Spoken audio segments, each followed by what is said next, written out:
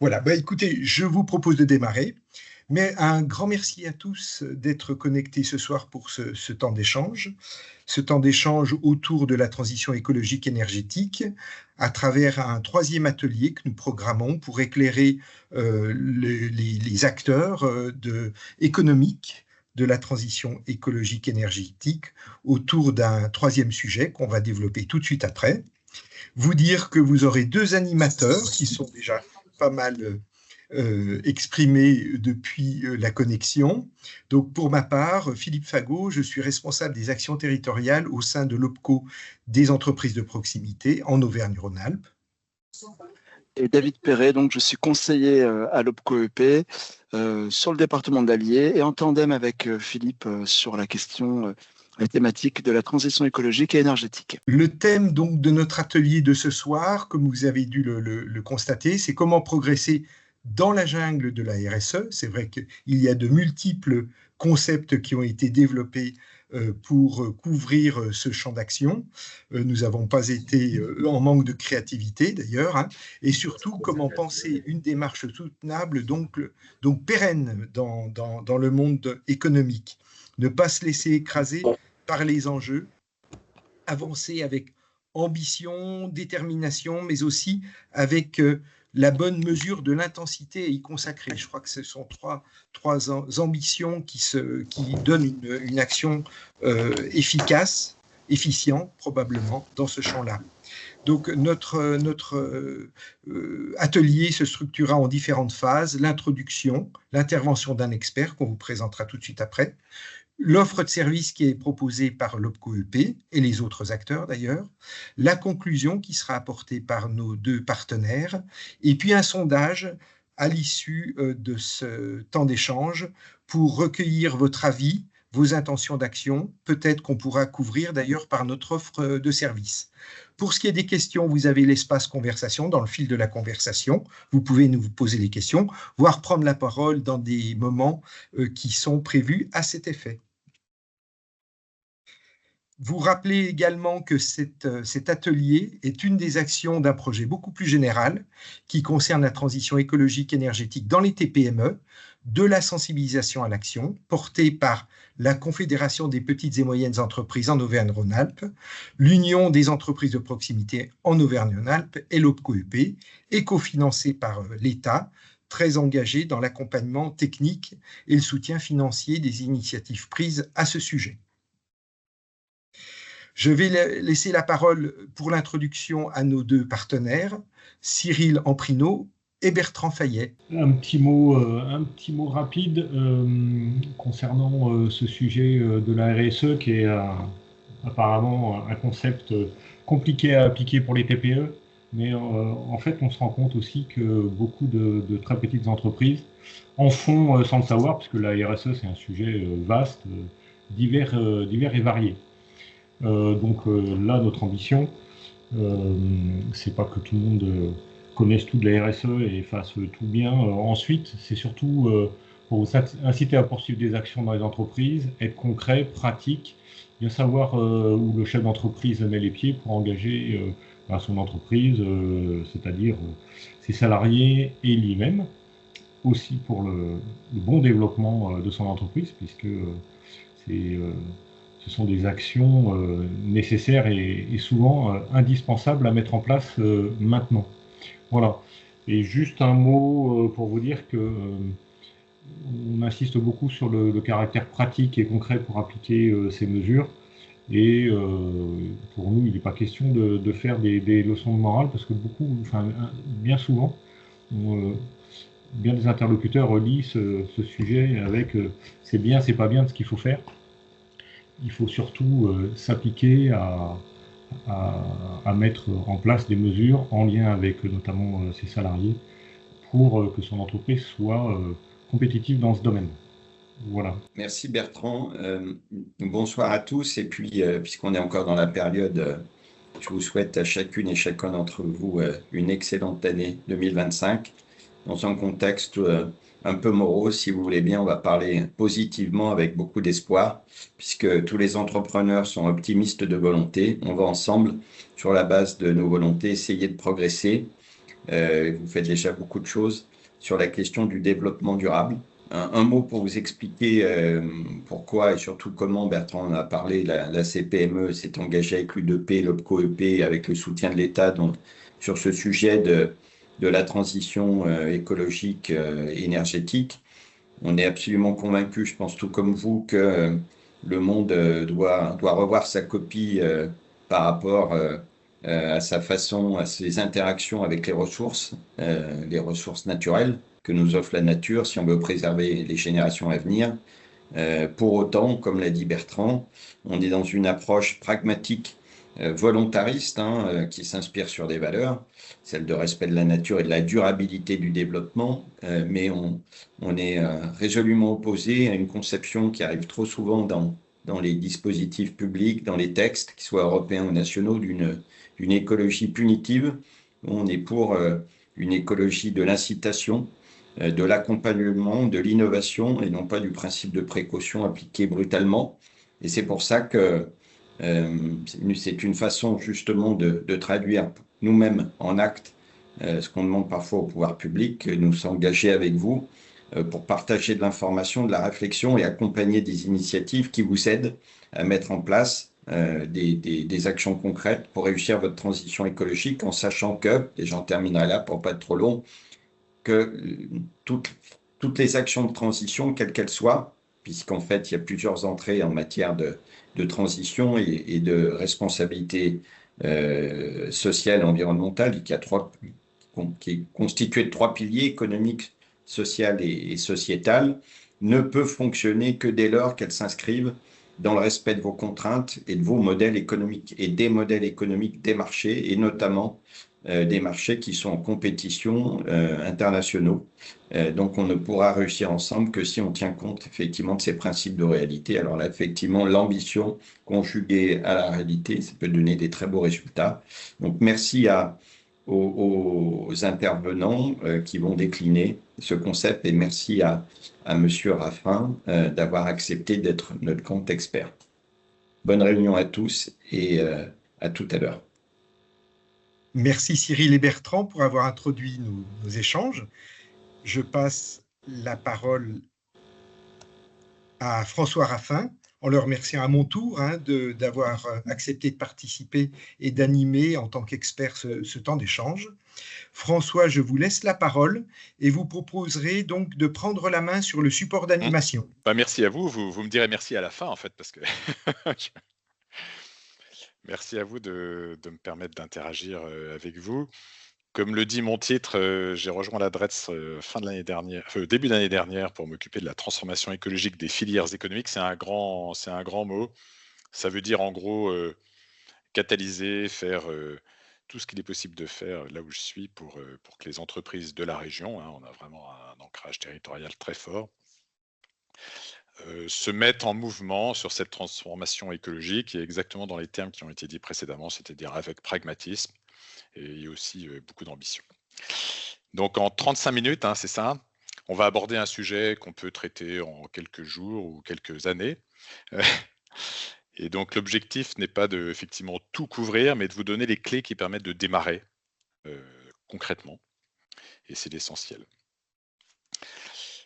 Cette présentation est articulée en 4 grands temps. Un premier temps très simple sur la RSE, c'est quoi au juste. Ensuite, la grande question du on commence par quoi. Nous irons ensuite dans le concret, sur des exemples, quelques conseils, que je ne détaillerai pas complètement, mais vous aurez des supports après qui pourront vous servir. Et puis aussi un volet sur les aides, vers quoi on peut se tourner pour justement démarrer concrètement. Alors la RSE, qu'est-ce que c'est? Quand on essaie de rassembler les grands mots de la RSE, on a une espèce de grande jungle. Tous ces mots-là que vous avez devant vous sont liés à la RSE en fait. Donc la taxonomie européenne, la norme ISO de 26000, le SGPE, la loi AGEC, tout ça c'est lié à ça. Si vous essayez de démarrer une démarche RSE en essayant d'apprendre tout ça, vous démarrerez jamais. La seule conclusion, c'est que c'est impossible à faire. Donc on a une espèce de jungle. Et l'idée dans cette demi-heure là que nous allons passer ensemble, c'est effectivement d'avoir peut-être le coupe-coupe ou le coupe minimum pour commencer à tailler une route dans tout ça, et vous verrez qu'on avance très bien et vous allez faire des choses tout à fait merveilleuses. Alors de quoi parlons-nous? RSE, la définition officielle, c'est responsabilité sociétale des entreprises.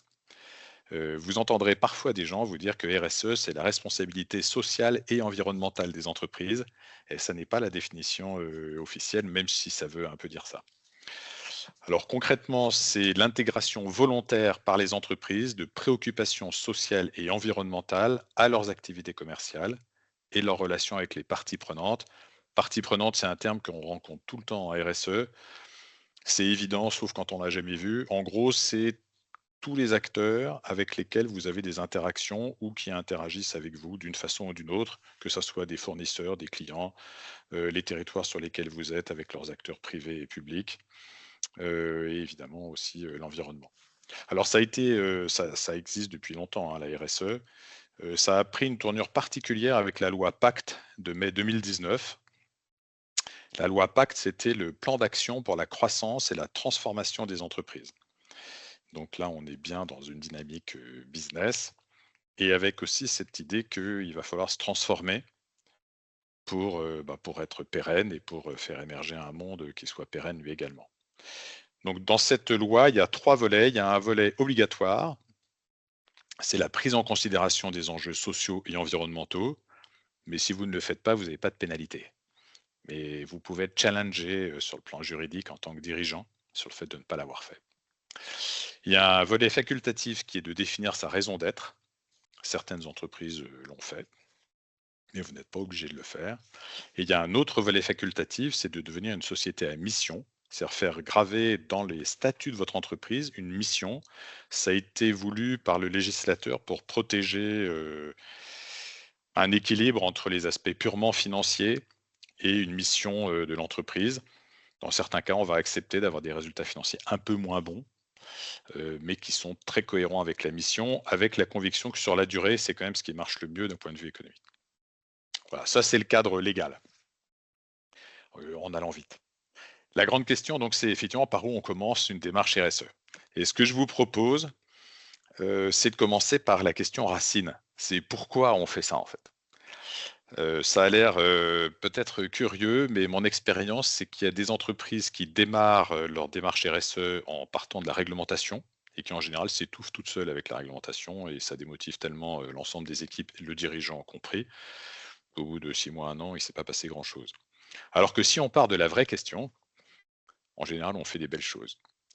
Donc le pourquoi, c'est se rappeler que nous vivons tous sur une petite planète perdue dans le noir de l'espace, et que cette planète n'est pas infinie, et que pour le moment, on n'a pas de planète B à disposition. Et donc si nous voulons, nous, vivre, et que nos enfants et nos petits-enfants, si vous en avez, vivent, eh bien, il faut en prendre soin. Or, quand on regarde, on va regarder 2 statistiques, hein, mais une première qui est le jour du dépassement, vous avez peut-être croisé ça. Alors, c'est calculé par une association qui a pignon sur rue, hein, c'est des gens sérieux, ils intègrent à peu près 15 000 données quand même pour faire leurs calculs. Le jour du dépassement, c'est le jour dans l'année où nous avons, au niveau mondial, consommé l'ensemble des ressources produites par la nature en 1 an. Donc, vous voyez que dans les années 70, en 1 an, on consommait à peu près ce que la nature produisait en 1 an. Aujourd'hui, on a consommé ce que la nature au niveau mondial produit en 1 an, mais on a consommé au début août, en fait. Ça veut dire que pendant 4 mois, on vit à crédit. Concrètement, ça veut dire que pendant 4 mois, on épuise des stocks qui ne se reconstruiront pas dans l'année. On sent bien que ça ne peut pas durer éternellement. La bonne nouvelle là-dedans, c'est que vous voyez que depuis une dizaine d'années, on est relativement plat. C'est-à-dire que cet indicateur ne se dégrade plus, ce qui est déjà pas mal. Si on regarde pays par pays, on ne va pas les regarder un par un, je vous rassure tout de suite, mais c'est pour situer la France. Nous, en fait, si le monde entier vivait comme les Français vivent, le monde épuiserait l'ensemble des ressources produites dans l'année par la nature le 7 mai. Hein, donc nous consommons beaucoup plus que la moyenne mondiale. D'une façon générale, plus un pays est riche, plus il consomme de ressources naturelles. C'est pas absolument vrai, mais c'est quand même la tendance générale. Une autre façon de regarder les choses, c'est les limites planétaires. Je ne sais pas si vous avez croisé ça. On ne va pas les détailler parce qu'on n'a pas le temps, mais vous pouvez regarder ça à loisir si ça vous intéresse. Mais il y a des travaux qui sont menés maintenant depuis une trentaine d'années par le Stockholm Resilience Center, qui sont reconnus dans le monde entier. Hein, ces travaux scientifiques très très sérieux, qui ont évalué identifié à peu près 9 limites. C'est des limites planétaires dans le sens où, scientifiquement, si on dépasse ces limites sensiblement, on rentre dans une dynamique au niveau mondial qui est potentiellement dangereuse pour la survie de l'espèce humaine. On ne joue pas avec des petits sujets en RSE. Et là, ce qu'on voit, c'est que depuis 2009, de plus en plus de limites sont franchies.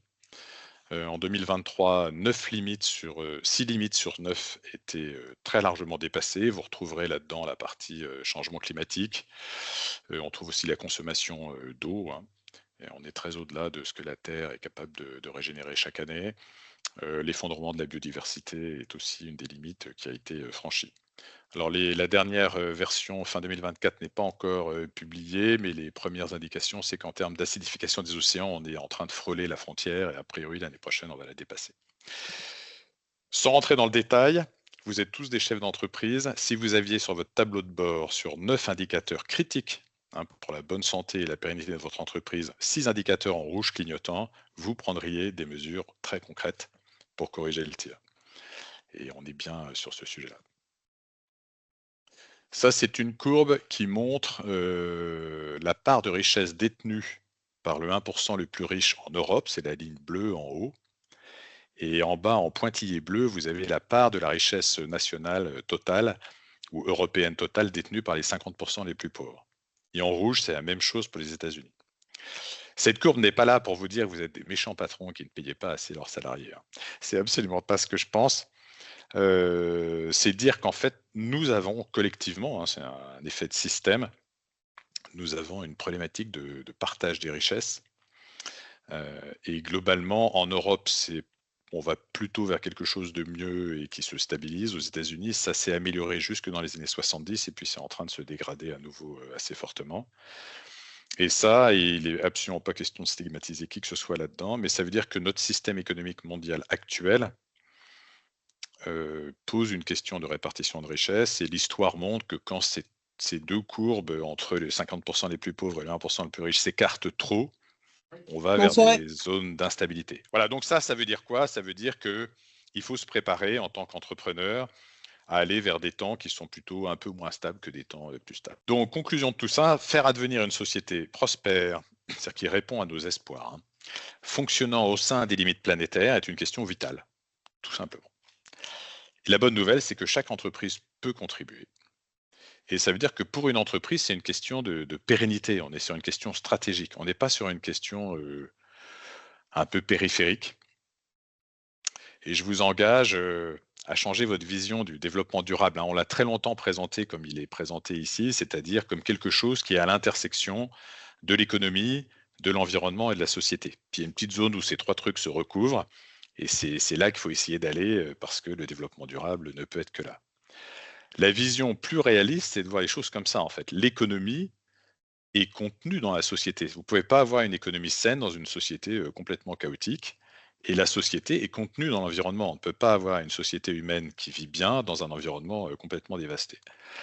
Et donc, si vous voulez avoir une économie en bonne santé, à un moment ou à un autre, il est indispensable de s'intéresser à la bonne santé de la société et à la bonne santé de l'environnement dans lequel elle est.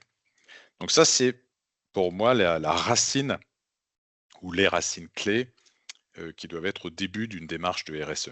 On le fait parce qu'il y a une raison de le faire qui est extrêmement forte et qui nous parle vraiment. D'autres motivations, les investisseurs qui jouent sur le long terme, ceux qui sont dans les échanges à la nanoseconde sur les bourses mondiales ne s'intéressent absolument pas à cette question. Mais les investisseurs qui investissent à 10 ans, voire 20 ans, comprennent de mieux en mieux que les entreprises qui sont actives en matière de RSE et qui sont sincères, je n'ai pas dit parfaites, aucune entreprise n'est parfaite, mais il y a des entreprises qui progressent chaque année et qui le font sincèrement et de façon la plus scientifique possible. Eh bien, ces entreprises-là, l'expérience montre qu'elles sont plus pérennes que les autres. Donc, les investisseurs commencent à privilégier les entreprises qui s'intéressent et qui travaillent là-dessus à celles qui ne s'y intéressent pas. Donc, en gros, si vous voulez avoir accès à du financement pour votre développement, ça va être de plus en plus utile d'avoir quelque chose de sérieux à raconter en matière de RSE. En matière d'attractivité, ça va exactement dans le même sens. C'est plus facile d'embaucher quand on a quelque chose de sérieux à raconter que quand on n'a rien à dire, tout en n'étant pas parfait, bien sûr. En termes de motivation des équipes, d'une façon générale, et ça je l'ai constaté en accompagnant plusieurs entreprises ces dernières années, c'est très motivant pour les équipes d'être dans une entreprise qui avance avec pragmatisme et de façon parfois très modeste, mais qui avance de façon concrète sur le sujet et qui essaye de faire de son mieux. Ça donne vraiment envie de s'engager plus dans l'entreprise. Il y a des clients qui commencent à s'intéresser à ça aussi, un peu pour les mêmes raisons, et qui vont plutôt privilégier des fournisseurs qui sont eux-mêmes actifs que des fournisseurs qui ne travaillent pas le sujet. Ça, c'est les côtés positifs. Il y a le côté réglementaire, hein. De plus en plus, la réglementation se durcit là-dessus. Il y aura peut-être quelques ralentissements, des choses comme ça, mais a priori, la tendance est quand même très lourde. Il y a une réalité matérielle. Ce que j'entends par là, c'est que le climat va changer et il continue de changer. Et donc, c'est mieux de s'y préparer et de s'adapter à ça. Certains métaux de plus en plus consommés pour la transition énergétique peuvent se retrouver en tension sur les marchés. Et si vous en consommez beaucoup, ça va vous coûter cher. Donc, ça peut être intéressant d'essayer d'en consommer moins ou de travailler autrement. Pareil pour l'énergie. Et j'ai rajouté le côté cohérence personnelle. Après, là, c'est à chacun d'entre vous de se déterminer, mais c'est plus motivant de se lever le matin en travaillant pour piloter son entreprise en disant je fais ma part en matière de RSE et nous progressons chaque année à la vitesse que nous pouvons, mais nous progressons et nous sommes conscients de ça et nous faisons ce que nous pouvons, plutôt que de se dire on verra plus tard, j'ai plein d'autres trucs à traiter et je sais que c'est vrai, hein, je ne vous jette absolument pas la pierre. Je pense que ça donne aussi une certaine forme d'énergie et de cohérence. Ça, c'est la première étape, c'est de se convaincre et de convaincre ses équipes que ça vaut la peine de le faire et qu'il y a une bonne raison de le faire. Après, la question, c'est comment on fait, très concrètement. Alors, premier constat, c'est que vous ne partez pas de rien. Sur le plan de l'environnement, lutter contre le gaspillage de matière et d'énergie, c'est déjà une démarche RSE. Et c'est probablement des choses que vous faites parce que l'énergie, ça coûte cher. Donc, tout ce qu'on peut économiser, c'est bien. Et en faisant ça, vous êtes déjà dans de la RSE. Tous les déchets, tous les gâchis, etc., si on peut les réduire, en général, économiquement, on y gagne et c'est bon pour l'environnement aussi. Recycler des matériaux, parfois des chutes, etc., souvent, c'est plutôt économiquement intéressant aussi. Favoriser les circuits courts, donc travailler avec des confrères ou des partenaires sur votre territoire, c'est souvent favorable pour la RSE. Acheter de façon responsable, c'est quelque chose que vous pouvez faire assez vite, hein. Commencer à chercher des fournisseurs qui sont un peu plus engagés et qui ont des produits peut-être moins impactants que les autres. Sur les aspects sociaux, former des apprentis, c'est une forme de RSE parce que vous allez aider des personnes de votre territoire, de votre tissu social à se porter mieux. Et a priori, si le tissu social se porte mieux, votre activité se portera mieux aussi, en fait. Recruter des publics éloignés de l'emploi est exactement dans la même logique. Lutter contre les discriminations au sein de votre entreprise, c'est de la RSE et en général, ça apporte aussi de l'efficacité, hein. Quand il y a de la diversité et du respect entre employés, l'entreprise fonctionne mieux que quand il y a moins de diversité et ou pas de respect. Et favoriser la qualité de vie au travail, c'est une forme de RSE également. Et vous savez que quand on améliore les conditions de travail, très souvent la productivité s'améliore aussi, donc c'est du gagnant-gagnant. Et favoriser le dialogue interne permet de traiter les problèmes plus tôt et donc à un moment où ils coûtent moins cher, permet d'anticiper plus de choses et donc d'avoir moins de crises. Et sur la durée, on est gagnant aussi. En enjeu de gouvernance, c'est clarifier ses modes de prise de décision. Parfois, ça a un côté un peu fastidieux, mais quand on clarifie, souvent on prend des meilleures décisions et on les prend plus vite. Et puis elles sont mieux acceptées parce que tout le monde a compris comment elles étaient prises, donc ça fait souvent du bien. Il ne faut pas se perdre dans les détails, mais sur les décisions que vous prenez souvent et qui sont structurantes, ça vaut le coup de le faire. Impliquer les salariés dans la prise de décision conduit en général à des décisions qui sont de meilleure qualité et qui sont surtout beaucoup mieux implémentées parce qu'elles sont mieux acceptées. Lutter contre les atteintes à l'éthique des affaires ou au droit des affaires. On se porte tous mieux dans un contexte où tout le monde joue le jeu de façon correcte. Quand on a des gangsters dans une profession ou dans un territoire, en général, le gangster peut s'en tirer pas mal, mais pour tous les autres, c'est plutôt une catastrophe. Et participer à des initiatives locales, c'est-à-dire travailler avec d'autres acteurs à améliorer ce qui se passe sur son territoire. C'est une façon de participer à la gouvernance de votre territoire. Et ça peut être très utile pour votre territoire et pour votre activité. D'un point de vue économique, c'est ce que vous connaissez certainement le mieux. Respecter les fournisseurs et les sous-traitants, par exemple en les payant à l'heure, Ça fait partie de la RSE parce que ça veut dire que votre tissu de sous-traitants et de partenaires sera en meilleure santé. Et s'il faut donner un coup de bourre, s'il faut s'adapter à quelque chose d'un peu compliqué, ils le feront bien mieux et donc vous vous en porterez mieux sur la durée en fait. Respecter les réglementations, c'est une forme d'évidence. Travailler plus avec ses clients dans la RSE, il y a non seulement s'occuper de son personnel et de son territoire, mais aussi de ses clients. Et vous verrez que parfois, rencontrer des clients en disant nous, on a démarré une réflexion sur la RSE et on voudrait travailler avec vous sur des choses qui sont importantes pour vous en matière de RSE. Est-ce qu'on peut se prendre un peu de temps là-dessus? Vous verrez que des clients, alors pas tous, c'est pas magique, mais il y en a pas mal qui sont quand même sensibles à ça et vous allez apprendre des choses et découvrir des opportunités de business que vous n'avez peut-être pas vu autrement. Mieux connaître les entreprises et les acteurs de son territoire, c'est une forme de RSE aussi. Et ça conduit en général aussi à la découverte d'opportunités, parfois partenariats, qu'on n'aurait pas soupçonné autrement. Et prendre un petit peu de temps pour ça, vous verrez que vous ne perdez pas votre temps non plus. Ça peut être aussi mutualiser des ressources avec d'autres entreprises. C'est intéressant d'un point de vue environnemental parce que ces ressources-là, au lieu que chacun les achète, on n'achète qu'une. Donc, ça fait moins de matière, moins d'énergie consommée. Et en termes de coût à l'usage, vous allez y gagner. Et vous allez aussi sûrement découvrir d'autres entreprises qui font des choses intéressantes. Et en général, ça débouche plutôt sur plus de pérennité et de solidité. Il y a un des grands exemples de ça, c'est ce qu'on appelle les districts italiens. Je ne sais pas si vous avez vu ça il y a quelques mois. Ils ont au total fait plus de 35 milliards enfin pas de profit, mais de balance commerciale positive en Italie avec le reste du monde. Et c'est un tissu de PME qui a l'habitude depuis des siècles de travailler ensemble et qui est très attaché à son territoire et qui donc résiste à la délocalisation parce qu'ils ont envie de maintenir l'activité et leurs équipes chez eux. Et vendre une performance plutôt qu'un produit peut vous aider aussi à améliorer considérablement vos marges tout en réduisant vos impacts. C'est-à-dire qu'au lieu de vendre, 50 compresseurs d'air comprimé par mois, vous louez ou vous vendez de l'air comprimé avec des compresseurs que vous gardez chez vous. Au total, vous pouvez gagner plus d'argent. Voilà, donc tout ça, c'est pour dire que vous ne partez pas de rien. Et je voudrais maintenant montrer un exemple d'une entreprise avec des choses très concrètes. Je ne sais pas si vous connaissez tous l'entreprise Pocheco. C'est une PME d'une 50-60 personnes qui est dans le nord de la France, qui fabrique des pochettes et des enveloppes en papier, essentiellement en papier craft depuis 1928. Donc c'est une entreprise qui a de l'histoire. Et là, juste quelques exemples. Sur l'énergie, ils ont travaillé à la réduction de leur consommation d'énergie. Ils ont agrandi les fenêtres de leurs bureaux et de leurs usines pour consommer moins d'électricité. Pour l'éclairage. Ils ont végétalisé leur toiture, ce qui a eu un impact positif sur la biodiversité, mais il faut savoir qu'une toiture végétalisée, c'est aussi très efficace en matière d'isolation l'hiver, et ça protège très très bien des surchaleurs l'été. Donc ils ont réduit leur consommation de climatisation et de chauffage. Ils ont installé des panneaux photovoltaïques, et ils sont aujourd'hui autonomes en termes d'énergie à 70%.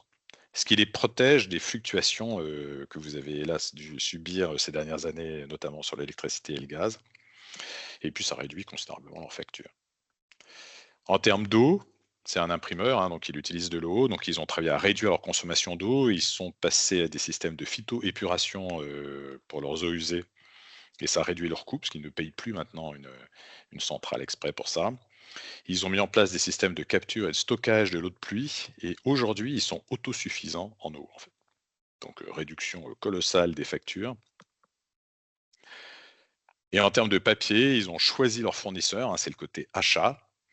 Ils travaillent avec des fournisseurs essentiellement finlandais qui replantent pour chaque arbre coupé 10 fois et replantent 10 arbres d'espèces différentes pour garder de la biodiversité et de la résilience. En termes d'encre, ils sont passés d'encre classique toxique à des encres végétales. Et pour vous donner l'anecdote derrière ça, quand ils ont fait ça, au début, les encres végétales étaient plus chères que les encres classiques. Donc résistance, problème financier. Et puis en réfléchissant sur l'ensemble de l'usage de ces encres, ils se sont rendus compte que pour manipuler des encres classiques toxiques, il faut des gants spéciaux, il faut un masque, il faut des cartouches qu'on change, il faut stocker ces encres dans des salles en dépression pour pas qu'il y ait de fuite dans le reste de l'usine. Et en passant aux encres végétales qui sont des encres pas du tout toxiques, on peut presque les boire, il n'y a pas de masque, il n'y a pas de gants, il n'y a pas de salle en dépression, etc. Au total, ça leur coûte moins cher. Et en termes de qualité de vie et de santé au travail, ils ont gagné. Donc ils ont gagné sur tous les fronts. Déplacement des employés, c'est des choses que vous pouvez faire et qui sont très concrètes, qui se voient vite. C'est favoriser le covoiturage, favoriser les transports en commun, favoriser les déplacements en vélo. Ça se traduit par de la réduction des émissions de gaz à effet de serre de façon très nette et aussi plus de convivialité. Quand les gens viennent en covoiturage, ils apprennent à se connaître. Et quand vous avez des employés qui se connaissent et qui s'apprécient, il y a une ambiance qui est quand même plus sympathique et en général plus productive aussi. On s'entraide plus facilement. En 20 ans, je vous fais le résumé, ils ont investi 10 millions d'euros, donc c'est pas rien, mais ils ont surtout économisé 15 millions d'euros. Et leur patron, qui est Pascal Druon, est très clair sur le fait que s'ils sont en vie aujourd'hui, c'est grâce à ces transformations-là. S'ils n'avaient pas fait ça, ils se seraient effondrés au moment de l'explosion du prix de l'énergie avec la guerre en Ukraine. Ils auraient facture d'eau qui seraient incapables de tenir aujourd'hui.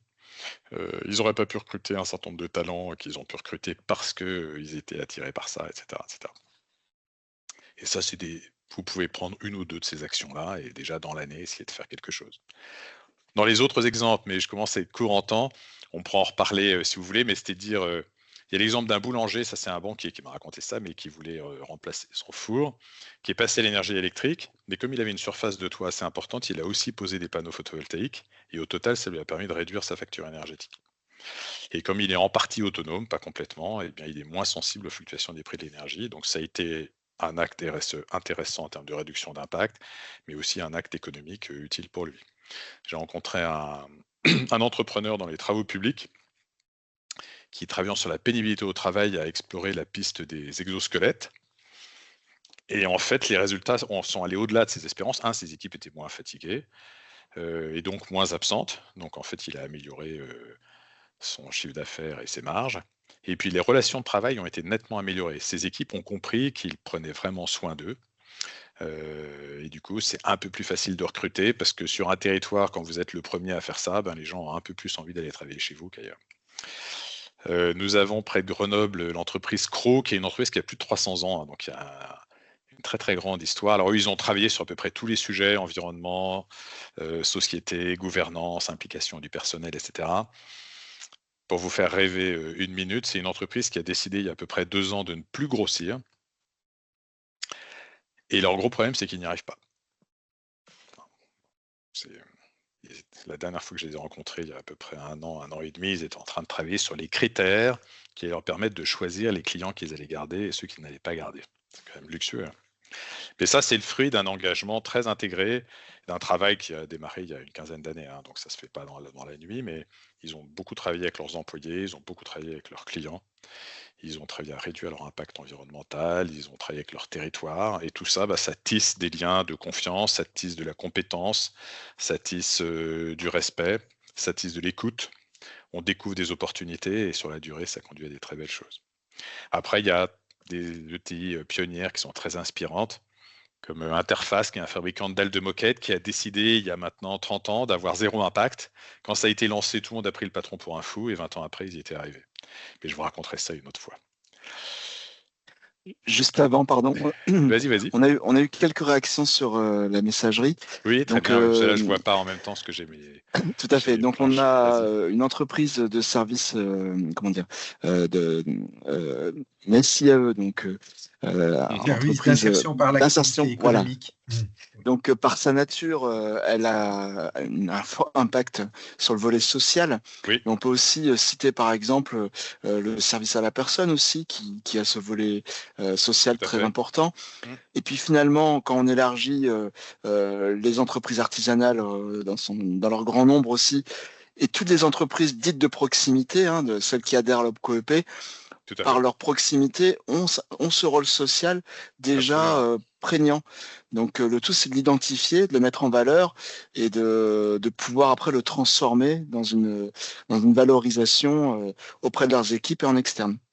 Complètement d'accord. Tous les services de proximité permettent de retisser du lien. Et on est dans une société qui est très très déchirée en fait. Donc tous les acteurs qui tissent du lien ont un rôle peut-être bien plus important que ce qu'ils pensent. Après, vous allez dire qu'on les aide peut-être pas toujours à la hauteur de ce qu'il faudrait faire, mais c'est bien d'en prendre conscience, effectivement, de le valoriser et parfois de chercher à l'amplifier aussi. Parce que l'amplifier, c'est aussi travailler un peu plus et vivre un petit peu mieux. Mais complètement d'accord. Ouais. Et une dernière Merci réaction. pour cette remarque. Oui, vas-y. Oui. Voilà une dernière réaction, donc Clément Verdet de Hub Conseil, un de nos partenaires, précise bien en effet les bénéfices du covoiturage. Donc on peut, sans forcément mettre beaucoup de moyens, trouver justement des solutions qui sont très bénéfiques malgré tout. Tout à fait. Et c'est important de retenir qu'on peut faire de la RSE qui a un impact très réel sans forcément dépenser des sommes colossales. Il y a des gestes comme le covoiturage qui coûtent souvent pas cher, voire presque rien. Mais si vous ne donnez pas l'impulsion, ça ne se fait pas. Alors que si vous donnez l'impulsion, il se passe quelque chose et puis les gens découvrent d'autres façons de venir et ils se découvrent entre eux. Et voilà. Bon, là, je vous ai préparé c'est un résumé un tout petit peu théorique, mais là, l'intérêt, c'est pas de le commenter pendant des jours, mais vous aurez ça dans la poche et vous pourrez l'utiliser. C'est une façon type de démarrer une démarche RSE. Le premier point, c'est un peu ce qu'on disait tout à l'heure, c'est pourquoi on le fait, c'est poser l'intention. Qu'est-ce que vous voulez faire, vous, en tant que chef d'entreprise? Vous voulez faire votre part, mais de façon modeste, parce que vous avez plein d'autres problèmes à régler, et c'est parfaitement respectable. Vous vous dites, nous, on va se donner, je sais pas, 10 ans, 20 ans, mais on veut non seulement réduire nos impacts, mais on veut même carrément presque aller jusqu'à les annuler, et on va essayer de réparer tout ce qu'on peut réparer. Alors ça, c'est la volonté de devenir une entreprise régénérative. Et même si vous ne savez pas comment faire, ça peut aussi être une intention, et puis vous ferez un premier pas, puis un deuxième, etc. Donc se dire finalement, moi, en tant que patron, et avec mes équipes, jusqu'où on a envie d'aller, c'est intéressant de le clarifier au moins à grande maille au départ. Après, il y a un petit état des lieux, on en est où? Qu'est-ce qu'on fait? Qu'est-ce qu'on ne fait pas? Quels sont nos plus gros impacts? On verra quelques pistes pour le faire. Ensuite, c'est prioriser. Et là, je vais vous détendre tout de suite.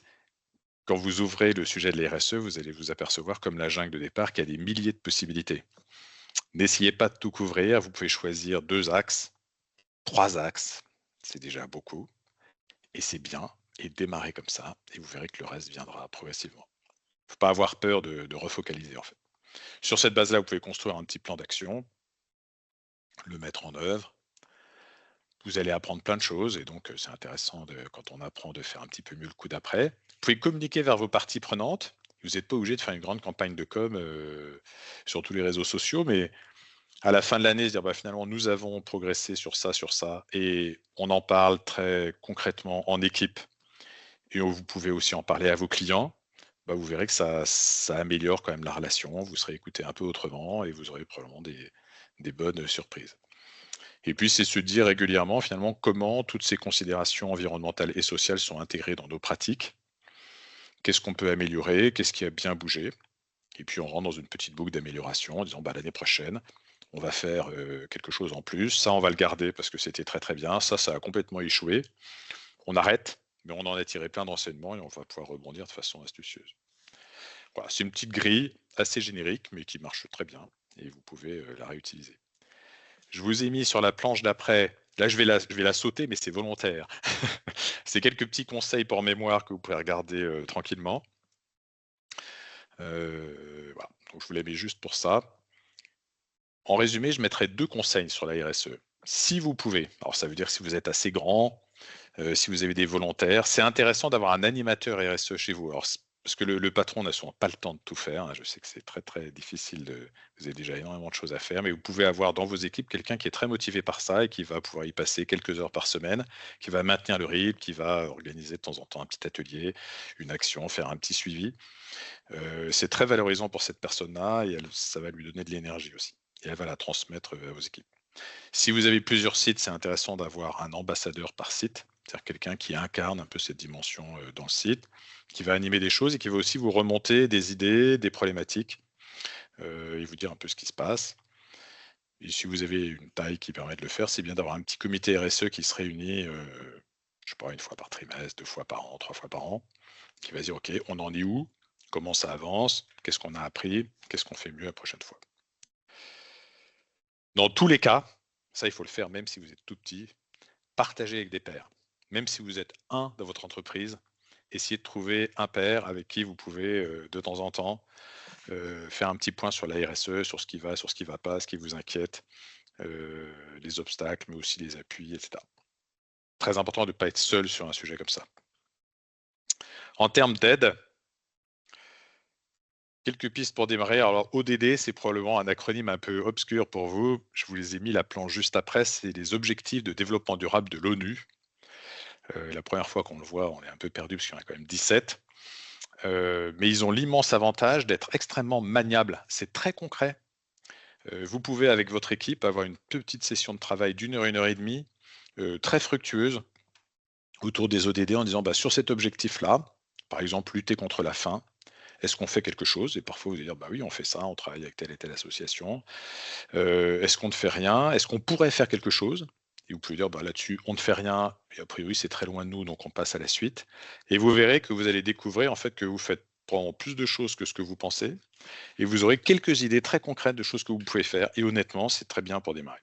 Je pense que c'est pas forcément nécessaire d'aller beaucoup plus loin que ça. L'État a compris que ça devenait un peu compliqué de naviguer toutes les aides, etc. Donc il y a 2 portails que je vous engage à aller regarder. Il y a le portail RSE qui va vous indiquer, en fonction de votre secteur, etc., toutes les aides dont vous pouvez bénéficier. Et il y a un autre portail qui s'appelle Mission Transition écologique qui va vous permettre de faire la même chose et qui donne plein d'idées très concrètes pour faire rimer écologie avec économie. Donc ne vous privez pas de ça. Pour sensibiliser vos équipes, vous pouvez travailler sur une fresque. Vous avez dû entendre parler, fresque du climat, fresque de la mobilité, fresque du numérique, fresque d'automne, etc. Enfin, l'atelier d'automne, il y a plein de choses. Choisissez-en une. Ce qui est très important quand on fait ça, c'est de, immédiatement après avoir travaillé sur une fresque, c'est travailler avec votre équipe sur on fait quoi maintenant. Ne les laissez pas dans le vide après une grosse prise de conscience, il faut passer à l'action, même petite. L'ADEME peut évidemment vous aider sur beaucoup de choses. Si vous allez sur leur site, vous trouverez des choses. Dans certains cas, BPI France peut vous aider sur du diagnostic, sur le financement. Et bien sûr, vous avez l'immense chance d'avoir la CPME et l'U2P qui sont organisés pour ça et qui peuvent vous conseiller, vous accompagner. Je n'ai pas mis les formations de l'OPCO, on en a parlé au début. Les objectifs de développement durable, ils sont là. On ne va pas les balayer un par un, mais si vous en lisez un ou deux, vous verrez que c'est des choses qui se comprennent assez vite. Pas de pauvreté, pas besoin de faire un exposé de 3 heures. Bonne santé et bien-être, pareil. Et honnêtement, c'est un truc qui est maniable. C'est utilisé dans le monde entier. Si vous regardez des rapports RSE de très grands groupes, en général, ils indiquent comment ils contribuent ou pas aux différents objectifs de développement durable. Donc c'est un langage assez universel. Ça couvre à peu près tous les domaines. C'est une bonne façon de faire un petit état des lieux. Je vais bientôt arriver à la fin, je pense que ça va être un tout petit peu en retard, mais on arrive dans la conclusion. C'est un sujet qui est objectivement immense et complexe au sens noble du terme, c'est-à-dire que tout est relié avec tout. Un complexus, ça veut dire relié avec. Et donc, vous pourriez avoir un petit moment de découragement en disant, mais finalement, est-ce que le jeu en vaut la chandelle? Ma réponse, c'est oui. Et je voudrais vous raconter en 2 minutes la légende du colibri. Je ne sais pas si certains d'entre vous la connaissent peut-être, mais c'est une légende qui nous viendrait du continent africain. Un incendie de forêt éclate, tous les animaux s'en vont. Puis il y a un petit colibri qui va prendre une goutte d'eau dans une flaque et qui va l'acheter sur l'incendie, et puis qui repart vers la flaque, etc. Et les autres animaux lui disent, non mais ça sert à rien, ce que tu fais, c'est tellement petit par rapport au reste. Et le colibri leur répond, je sais, mais je fais ma part. Sous-entendu, si tout le monde faisait sa part, on arriverait à maîtriser le sujet. Et c'est mon intime conviction en fait. Donc vous ne résoudrez pas le problème à vous tout seul, et si tout le monde s'y met et qu'on travaille ensemble, on peut arriver à faire des choses absolument extraordinaires. Il y a un truc que je rajoute à ça, c'est le fameux R0 que nous avons tous découvert pendant le Covid.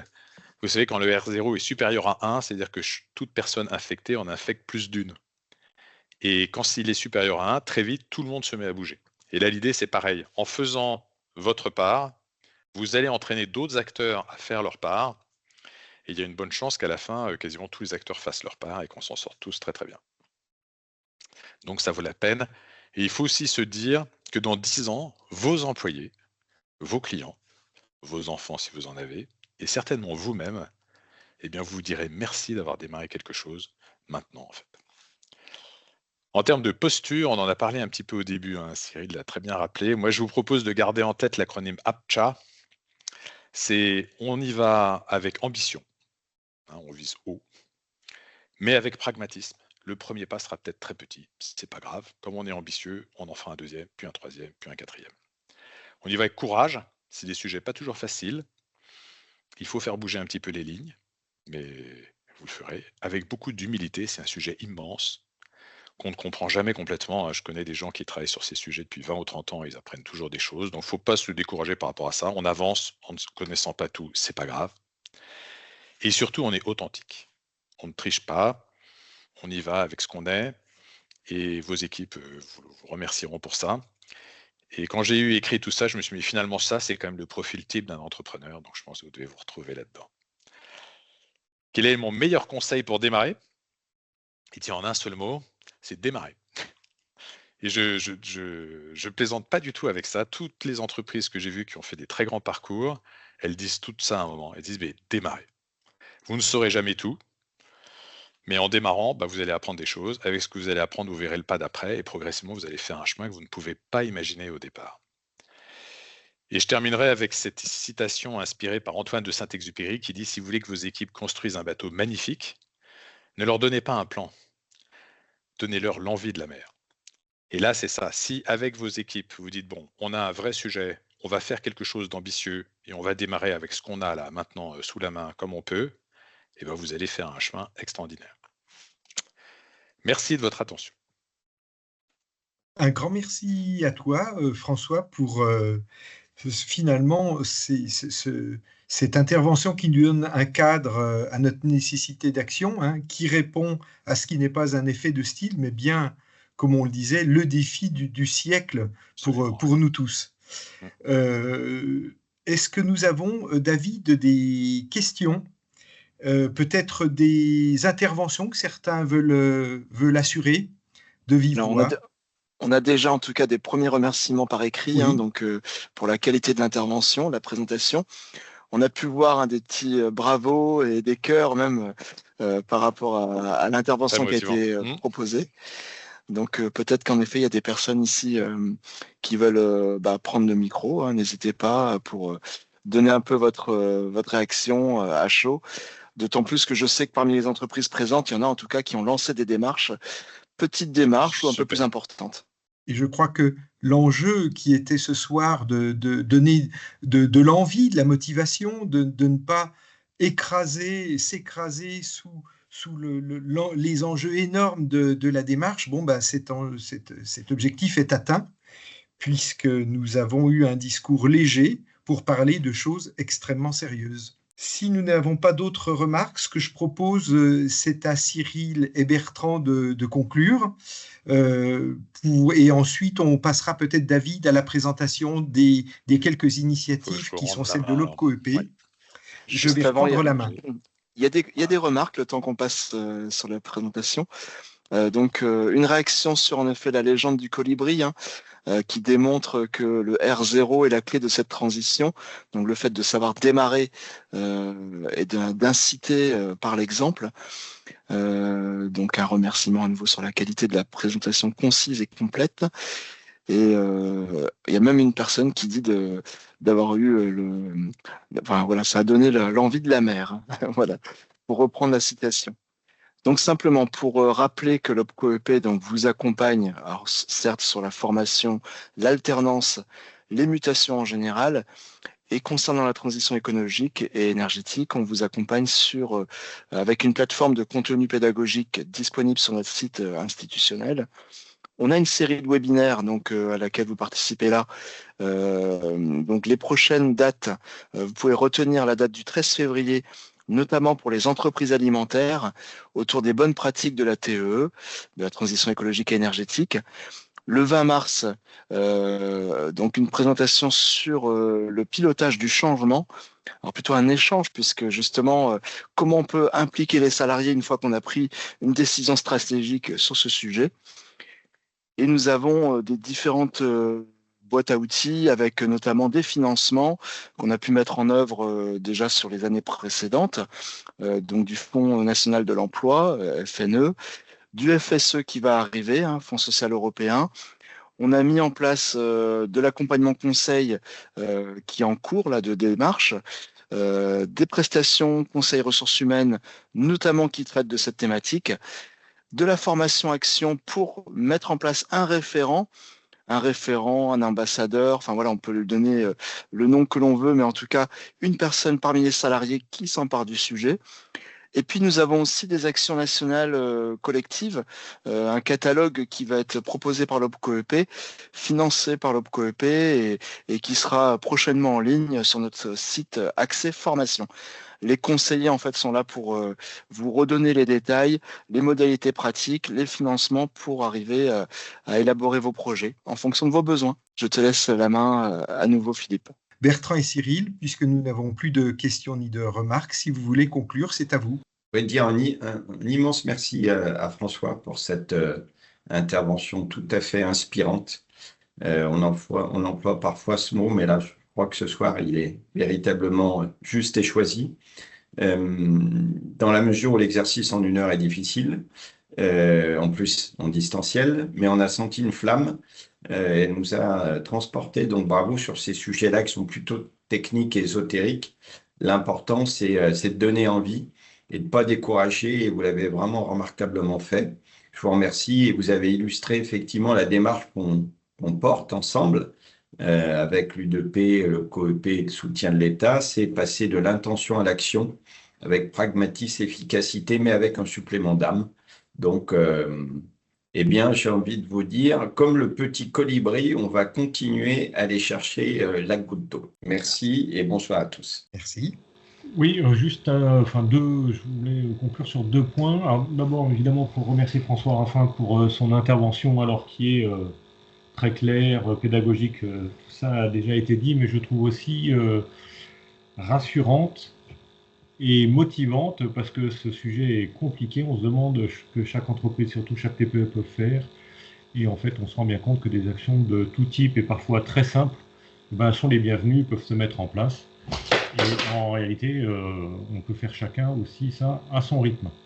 Et avec un bénéfice qui est parfois pas mesuré dès le début, notamment comme la cohésion avec les équipes.